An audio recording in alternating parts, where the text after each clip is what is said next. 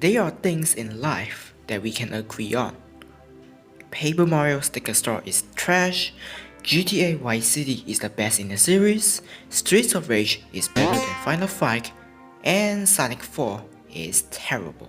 No matter how many that try to defend it, it is still a bad experience from start to finish, and no one, and I mean not a single person, should touch this. Unless you like Need for Speed Most Wanted 2012. But how did it all happen? Let's rewind the clock back to the starting line.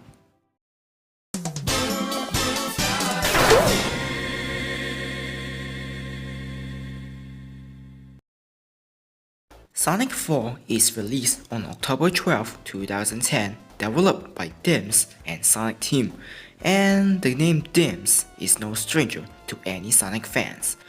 They made this awesome Sonic Advances trilogy, and also the Sonic Rush games on Nintendo DS. With a good track record, fans can rest be assured to have a reason to be excited. The game was initially announced by SegaAmerica on September 8, 2009, codenamed Project Neither Mouse, an interview with Sega Associate Brand Manager Ken Below, who acknowledged that old school Sonic fans have long asked to see Sonic return to a more 2D style of gameplay, and that Neither Mouse is that critical first step that brings Sonic back to his 2D roots. Later on February 4, 2010, they revealed the game trailer and most importantly the game name, a sequel to 1994 beloved Sonic 3. Of course, fans are beyond excited for the return of the blue blur. However, not all roads are smooth.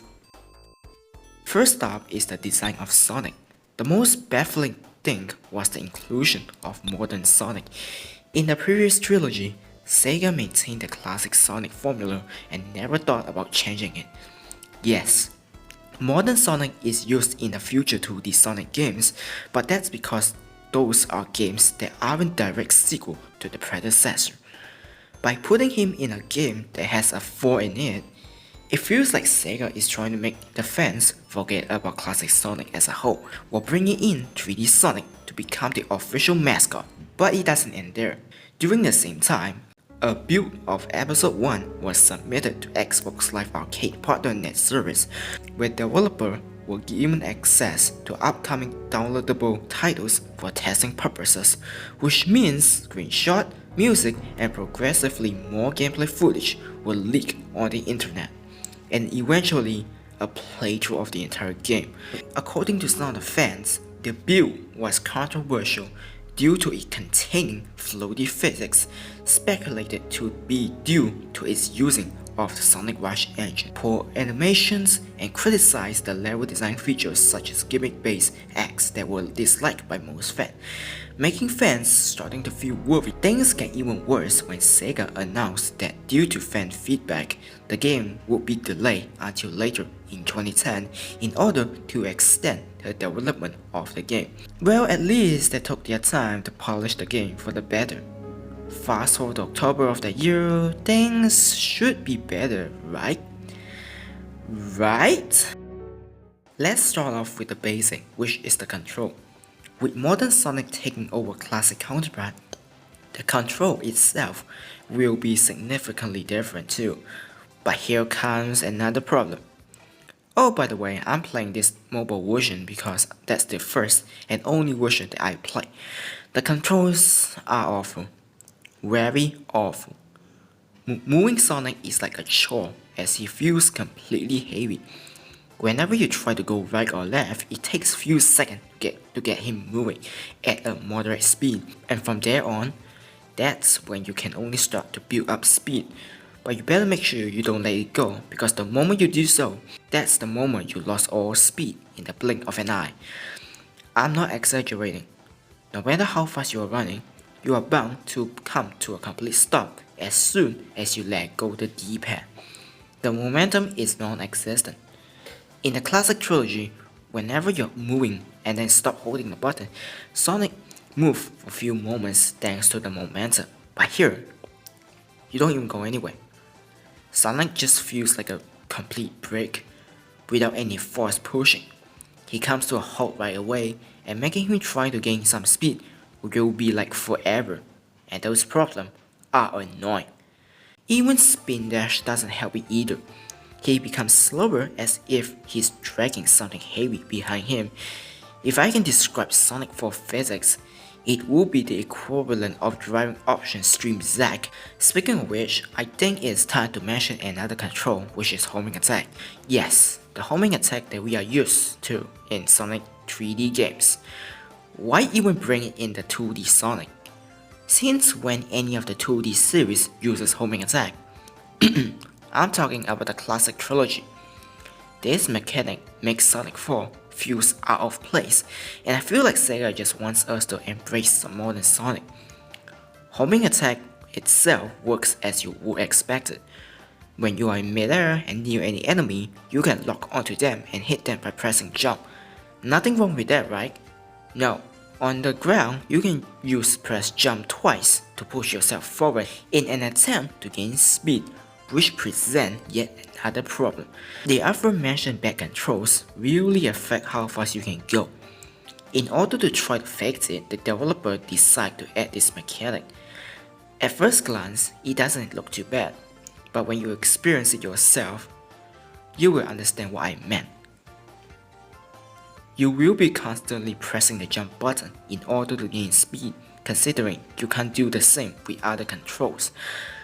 It looks like you're going fast, but it's not. It's all about the momentum that did its job, not the natural speed that is owned by Sonic himself. See, even the lizard agrees. Sonic trademark is all about running fast with his feet, but when they took away that feature in this game and gave you this weird mechanic as an excuse to try to give you back some speed, it felt very embarrassing, which leads me right to the next problem. There are a total of 4 zones to traverse through, including one extra zone for the final boss, if you can even reach that far. And none of them are good. In fact, not good is a little too generous. I prefer to say the game as a whole is unoriginal and lackluster. Since the game is called Sonic the Hedgehog 4, you would expect new levels that no one would notice, right? To hell with that, because Sonic Team took 2 steps backward with the levels. Splash Hill Zone is of course a copy of Green Hill Zone. Casino Street is Casino Night Zone. Lost Labyrinth is Labyrinth Zone. Duh. Oh, and also Hydro City. Yes, Hydro City. Deal with it. Mad Gear Zone is Metropolis Zone. When you have a game that calls himself Sonic 4, a direct sequel to the predecessor, yet here you are, recycling old ideas. And bring them back here. What are you doing, Sonic Team and Dams? Seriously, what are you doing? While we're at it, let's take a look deeper into each zone and notice more problems. There are too many boost pads across the area. Yes, boost pads help you to go fast, and I understand that, but what I don't understand is that the over-reliance of boost pad. I am not kidding when I say the entire area of most zones are filled with boost pads. Every few seconds, you are bound to stumble across one of them. Do we need that much? Wait, I just realized something. With the controls being awful, one could wonder if they realized they have a big problem coding the controls but couldn't give a flying fuck about it to make it better. So as a compensation, they added a plethora of boost pads to make fans forget it. I'm sorry, the fans aren't that stupid. It's like driving a F1 car on a track, but because the car is too slow to catch another driver, they allow them to use DRS everywhere to cover up the problem. Why do we even need so much boost pad? Why can't we just run naturally with our speed? Why do we have to rely on all of these items? I wanna ask everyone a question. This game is called Sonic 4, right? If you say yes, then why the f do we have gameplay that makes it feel like we are playing Sonic Adventure? First thing obviously is the homing attack that doesn't belong in a 2D Sonic game, especially when you only use it on the same type of enemies and on bounce pads. It feels unrewarding because you can get to another area easily because there's no other direction to worry about, as opposed to a 3D Sonic game where you felt satisfied performing homing attack and then land on a safe area. Second is the variety, where the game decides to add different play styles. Scoring 100,000 points in Casino Street, controlling minecart in Lost Labyrinth, something that's 3D Sonic already done. I have absolutely no idea where they're going with this game, or frankly, they ran out of ideas and just adding so many ridiculous and pointless ideas into this game to make it unique. Kinda like Sonic Advance 3, I wonder if they're just desperately trying to make the game better. Not that it would be better anyway. I don't hate the different styles, but look at what this game called. And then look what this game is trying to offer. You see the problem here? Soundtrack wise, they are nothing special. In fact, I don't like them at all. The soundtracks feel uninspired and very bland, as if the composer doesn't have any time to create memorable tunes, or they just don't have any ideas and just slap a bunch of theme and music note together. Every levels are riddled with mediocre music that is enough to discourage you to keep playing. If you turn off the game, you won't even remember any of them. There is no sign of creativity within this project, and the awful controls makes it even hard to finish some of the levels, especially boss fight. You're too slow to get moving to avoid getting hit and could be frustrating to the point of rage quitting. Are there any good things with this game? Yes, special stages are good. Just like Sonic 1, you have to collect 50 rings and bring it to the end of the level to enter a big ring. Just like the first game, you are stuck inside a maze where you have to roll through a bunch of obstacles to get the Chaos Emerald before you run out of time. You can collect time to extend the time limit and also collecting enough rings to unlock some gates. Pretty straightforward. What's better is that you can fully control Sonic. In Sonic 1, all you can do is watch Sonic roll automatically while changing the rotation, which makes it 50-50 on luck, but here, you are given control to tilt left or right, which is much better. Thank you, Sonic team! You can also tap the screen to right-break the maze in case Sonic is stuck. Obviously, the levels become harder, but it feels rewarding when you did it.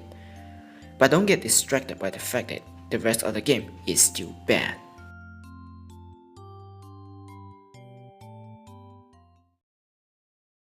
That's all I'm gonna say about Sonic 4.